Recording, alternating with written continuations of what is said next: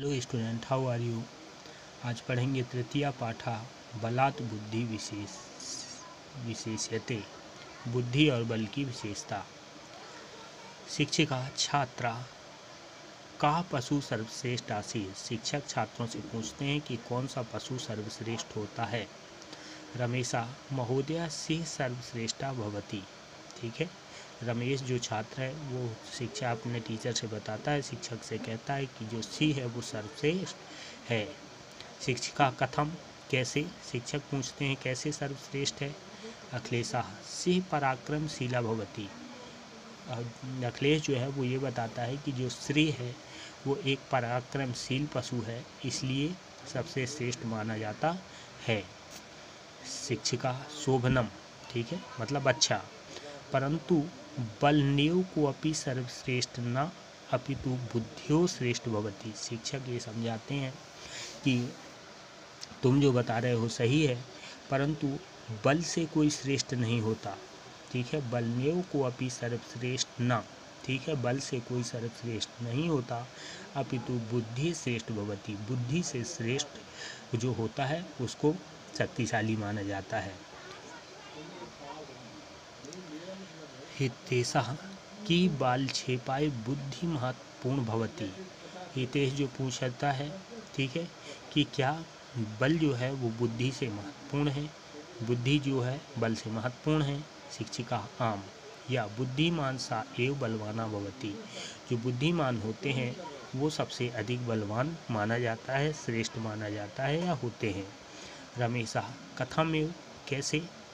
शिक्षिका सुरेशु, शिक्षक कहते हैं सुनिए। एकस्मिन् पर्वते दुर्मुखा नाम महातेजस्वी सिंह वसति स्म। किसी एक पर्वत में दुर्मुखा नाम का एक महातेजस्वी सिंह निवास करता था। वसति स्म, निवास करता था। सा च सदैव बहूना पशूना वध करोति स्म। उसका काम था कि वो पशु हमेशा जो बहुत सारे क्या होते थे, पशु होते थे, ठीक है, उन पशुओं की वध करता था। करोति स्म।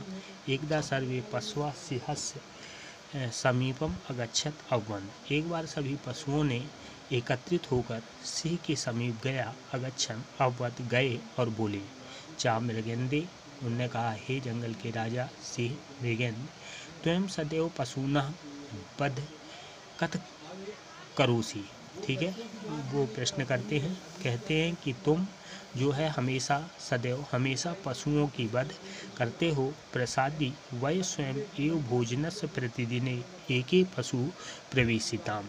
ठीक है, क्या है, वो कहते हैं कि अब तुम वध नहीं करना, हम तुम्हारे भोजन के लिए स्वयं एक एक पशु प्रतिदिन यहाँ आया करेंगे। ठीक है। तथा सिंह अववत, सिंह ने कहा, यदि यूयाम एव इच्छ्यात ते कुर्वन्त ततः प्रभूति एका पशु प्रतिदिन क्रमेण सिंह समीपे गच्छति स्म। इस तरह से उनने सारे पशुओं ने सिंह से कहा, उन्होंने एक एकता बनाई और अपनी इच्छा के अनुसार इच्छते कुर्वाण तथा प्रभूति एका पशु प्रतिदिन क्रमशः सिंह समीपे गच्छति स्म, और इस तरह सिंह के समीप जाने लगे।